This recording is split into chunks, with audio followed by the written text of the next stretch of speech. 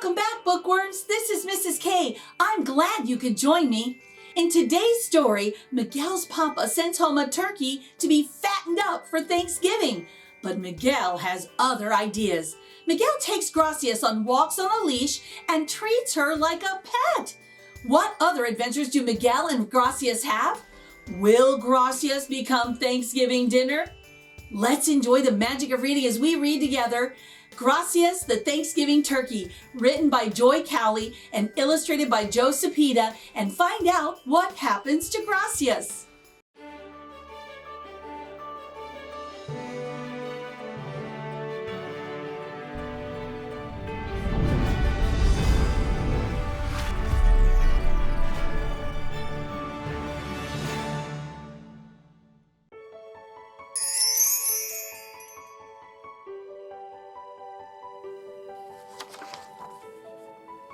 My dad sent me a present, Miguel told everyone at school.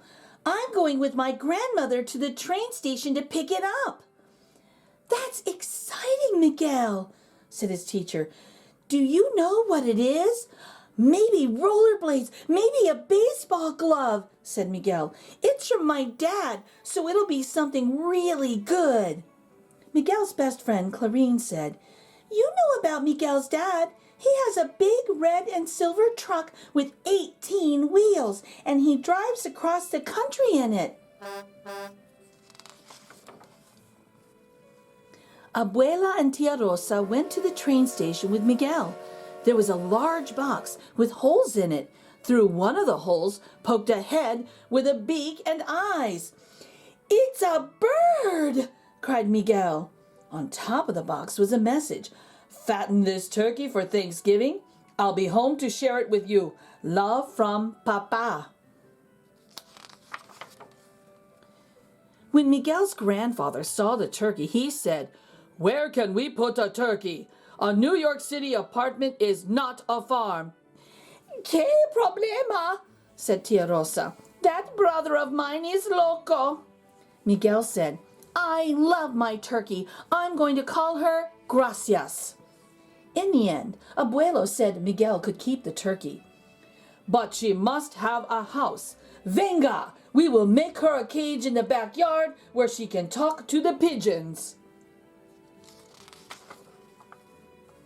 At the library, Miguel found a book about turkeys. He read that turkeys are grazers. They liked grain, but they also ate green plants. Clarine and Miguel went to Central Park. They talked to the park ranger and he gave them sacks of cut grass. Mr. and Mrs. Chatterjee saved old lettuces and cabbages from their store. Soon the whole neighborhood knew about Gracias. Hi, Clarine. Hi, Miguel, said Police Officer Devereaux. Is that turkey getting fat? Yes, ma'am, said Miguel. When she gets too big for your oven, give her to me, said Officer Devereaux. I've got a bigger oven.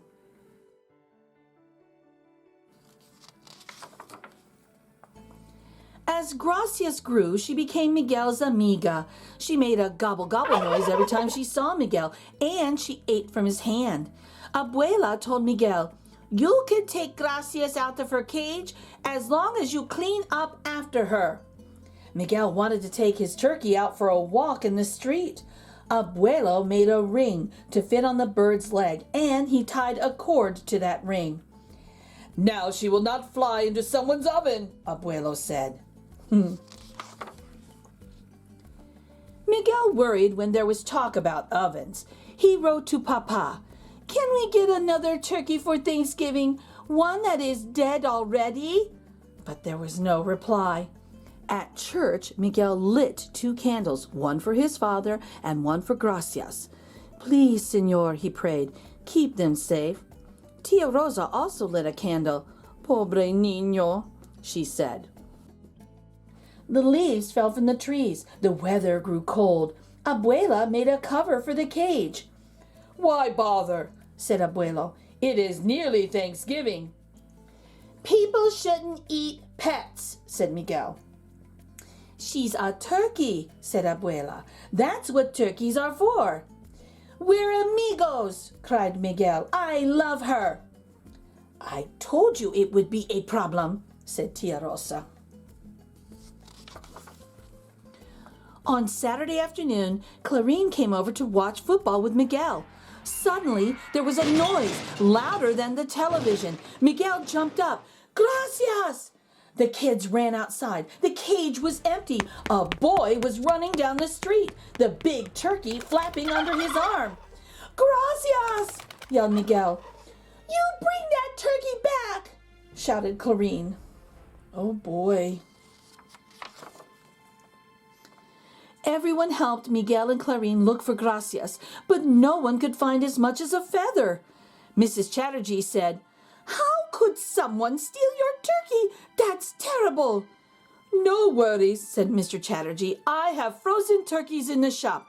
I give you one for free. Miguel shook his head and began to cry. Let's go home, said Clarine, holding his hand. That night, there was a knock on the door. Officer Devereaux held a bag that shook and went gobble gobble. Gracias, yelled Miguel. I found this turkey in a no parking zone, said Officer Devereaux. I had to arrest her. Miguel took Gracias and hugged her. Officer Devereaux said, If I were you, I wouldn't leave a fat turkey in your yard. This time she got away. Next time, she's gravy. Yes, ma'am, said Miguel. Abuela said Gracias could stay in the bathroom. You have to clean out her cage every day. Abuelo said, I have to shower with a turkey? Ay, ay, ay! Miguel moved the cage to the bathroom and put a holy medal in it. So nothing bad happens to you, mi amiga, he said. The next morning, Miguel was playing outside with Gracias when it was time to go to Mass. Get your jacket, said Abuela. I will put the bird away. Hurry, hurry. We will be late for la misa. But in the rush, Abuela forgot about Gracias. Padre Jamie was saying prayers when there was a gobble, gobble, gobble in the aisle. Gracias was looking for Miguel. Everyone laughed. Miguel was very embarrassed. He left the pew and picked up Gracias.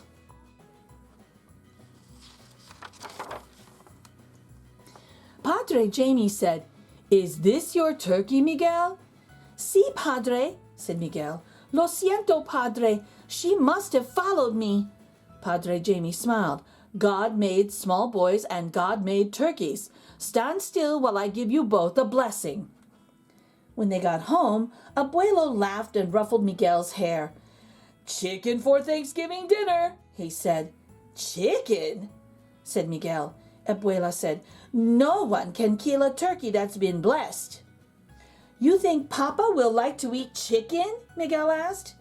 If he is here, said Tia Rosa. Abuela looked at Tia Rosa. See, he will like the chicken, she said. The Thanksgiving Day parade had brass bands and balloons as big as houses. Miguel sat on Abuelo's shoulders so that he could see everything, and some clowns on stilts threw confetti over him. Did Papa like parades when he was as big as me? He asked Abuelo. Sure, Rosita too. I had one of them on each shoulder, Abuelo told Miguel. There's that clown right there. The apartment was filled with the fragrant smells of chicken and cornbread. Abuela brought out the salsa. Please, can we wait some more? Miguel asked. We have waited 2 hours already, Hijo, she said. The family sat down and watched Abuelo carve the chicken and bless the food. Abuela lifted her glass. I am glad for this food. I am glad for this family. I am glad for this neighborhood and for this country. Bravo, Mama, cried Tia Rosa. Miguel lifted his glass of milk. I am glad for Papa and I am glad for Gracias. Abuelo said, Where is that bird? He left the room and returned with Gracias. Abuelo put Gracias on the chair next to Miguel and set a plate of cornbread in front of her. Gracias ate from the dish. Peck, peck, peck. Now we have turkey for dinner, Abuelo laughed. We talked to some people at a petting zoo, Abuela said to Miguel. They will make a home for Gracias. A zoo? Said Miguel. You can visit her every week, said Abuela. And I will not have to brush my teeth with feathers, Abuelo said. After dinner, Miguel sat on the floor and put Gracias in his lap. Zoo turkeys don't get eaten, he told Gracias. He yawned. His stomach was full of chicken and cornbread, and he felt sleepy. I'd get to see you every Saturday, he said. Miguel yawned again. His eyes were closing. Toot, toot. Gracias flew up squawking in fright. Toot. Miguel ran to the window. Parked outside was his father's big red and silver truck. Papa was home.